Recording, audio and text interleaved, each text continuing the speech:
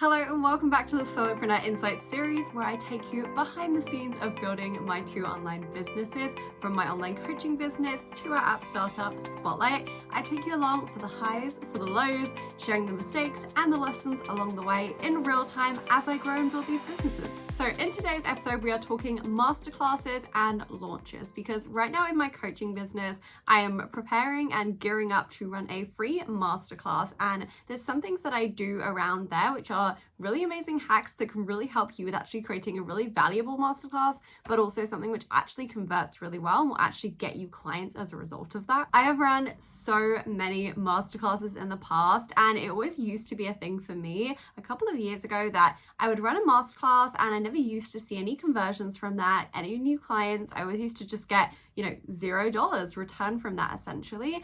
And I never really understood why until I made some key shifts. And now since then, every single masterclass that I've done for the last year and a half, I think, has been 4 figures, if not 5 figures, that I've actually made as a result of that masterclass. So today I'm going to be sharing with you the hacks, the tips, the things that I've actually done to tangibly get that better return on investment there of my time, and also just to make them even more valuable and just really memorable for my ideal client as well. So at the end of August, I'm hosting a free masterclass called Fully Booked Freedom, really about helping you to actually get fully booked in your business, sign clients consistently and in a really sustainable way, without trading your time for money, without getting burnt out, without needing to hustle 24 hours a day and just, trade all your time for money in an attempt to actually get these clients, but doing it instead in a really sustainable and really consistent way that you can actually keep up over the long term as well. I will put the link in the description for that, so definitely go check that out and sign up if you're interested in that. But into the tips and the hacks for masterclasses. So again, there are a few key changes that I made, and I'm going to be going through them in today's video for you, so you can actually implement these and just improve your own masterclasses as well. So the very first thing I did was actually bringing more confidence into my pitch. So I remember back when I used to do a pitch a couple of years ago, I was so nervous about it. It would be something I would rush through because it would feel like I was, boring people and annoying people at the end of this masterclass, giving this pitch and sharing my offer. So I would rush through it. It would be 2 minutes long maximum. I would just really quickly tell them about my offer and then wrap up, and we can go back to the value again. And this is the biggest mistake that I see people making, and actually just really rushing through. And as well, you can tell when people just don't have that confidence in their own offer, it really, really shines through. So compared to what I do nowadays, my last pitch that I did on a free masterclass was 10 minutes long. A full 10 minutes about me sharing all of the amazingness of this offer. And the biggest thing that people said to me after that pitch was they could feel my confidence in that offer. And that was actually part of the reason why people signed up when they did, because they could feel my confidence, they could hear my confidence. And as well, I actually had the confidence to take the time with the offer, to give it the stage time it deserves, and to actually share all of the juicy details about it. I didn't rush through this. I shared how amazing it's going to be for them. I shared the previous client results in full depth, almost case study style, and I was really able to show them why this is such a no-brainer for them and why this is such a great decision for that ideal client to jump into this offer. So next time you're pitching something, give it more stage time. Actually try and get yourself into a really confident place beforehand, so your energy is really behind that offer, and go in leading with that. It's going to be the biggest game changer for you. The second thing I did to completely transform the results I got from masterclasses, and one thing which I'm doing as I'm leading up to this certain masterclass at the end of August, I'm really preparing for that and preparing for making it really amazing as well, is actually going above and beyond with people in whatever way this looks like for you. This doesn't need to be done in a certain way, but I'll show you how I do that.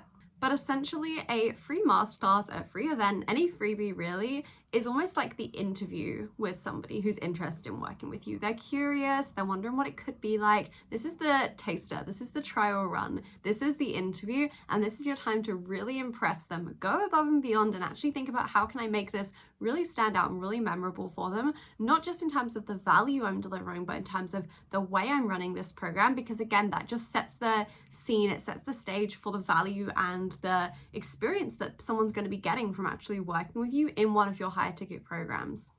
So there are a few ways that I've done this in the past. So I've done giveaways, I've done case studies of people who are at the event actually walking through their specific questions and problems on the event itself. And also one thing which I love to do, which I'm doing this time, and it's an absolute game changer honestly, is do a pre-event questionnaire for people. So this looks like actually asking people beforehand, What are they wanting to get out of the event? What are they struggling with at the moment?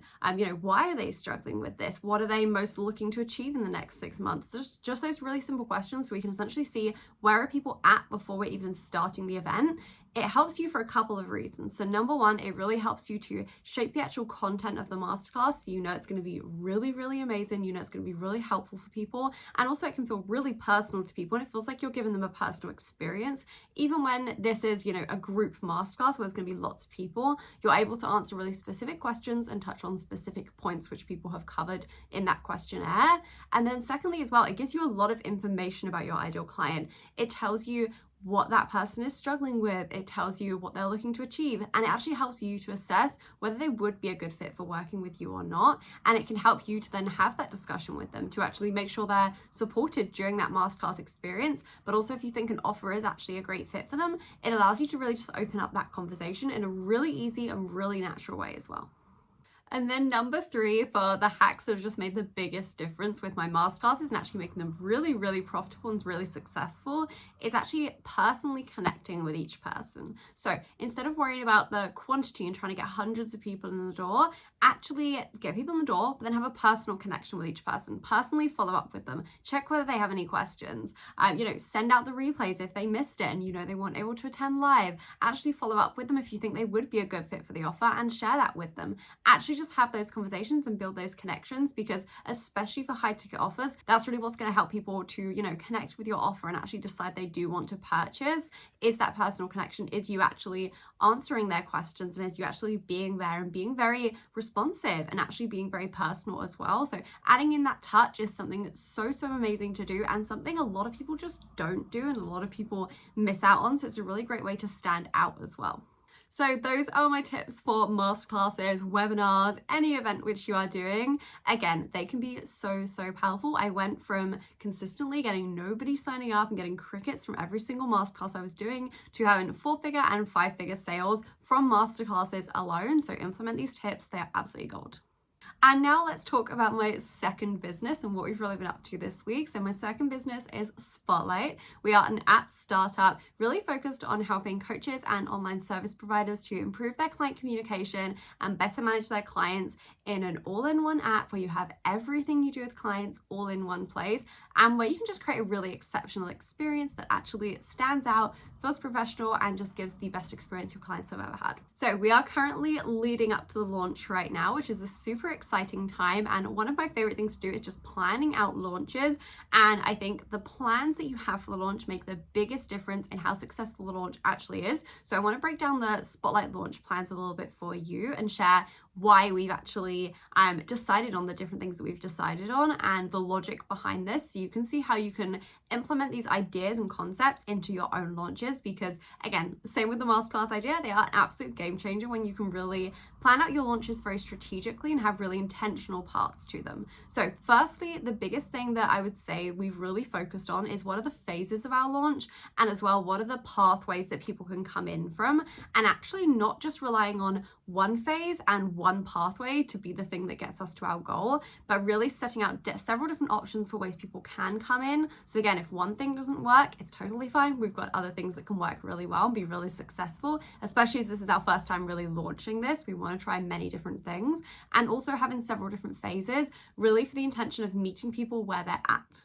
So one example with Spotlight is we're planning on not just having our main launch event, which people are signing up on the waitlist for, where we're going to be going through the full product, selling it on that launch event, etc., but also having a pre-launch event, which is more of a casual thing. It's more of a Q&A with the founders type event, but essentially that just allows us to have a different phase for people who are on a different level. That pre-launch phase is very much people who are really warm leads right now. They're really interested, they're really thinking about signing up, so they're more likely to go to that event in the first place.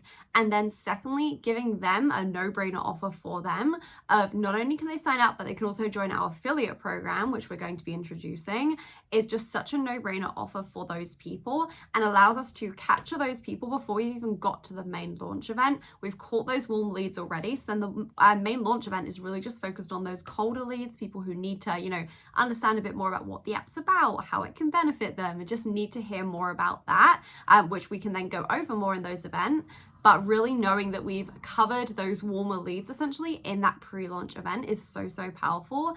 And again, for the, post-launch as well, having some kind of downsell offer for people makes the biggest difference for those colder leads who still aren't quite convinced or aren't ready to buy at that level, actually having something that they can still purchase. So again, thinking about those different levels, thinking about those different phases. We've really built this structure into our launch very intentionally to firstly capture right now with our lifetime access pass sale, which is ending at the end of this week. We've really built that in to capture the people who are already knowing they're wanting to jump in just as that final piece of urgency. Then we've got that pre-launch stage with people who are really warm leads already, really considering buying already and giving them an irresistible offer. Then we've got the main launch event, which everyone else will be going to, the colder leads, people who still need a little bit more convincing, still need to understand what this app's about, why should they even buy? And then also a post-launch downsell, just for people who are still lightly thinking about it, giving them a no-brainer offer just to try it out and very easy, low-level kind of offer for them. So again, this makes the biggest difference when you can look at your launch from this perspective of not just a one main event, but how can we have different layers just to capture different people for where they're at different stages. So that is how we've really been breaking down the launch and how we've really been looking at it of have we captured each of those different stages of people and have we got an irresistible offer for each of them at each of their different stages. So those are the updates with the businesses over the last week. Make sure you subscribe so you do not miss the next one in this series. We're doing these every single week, updating you on the progress in both businesses. And make sure you give this video a like and comment below as well what you want to see me talk more about. What do you want me to share more about as we're going through this journey of building these businesses? Thank you so much for watching, and I will see you in the next video.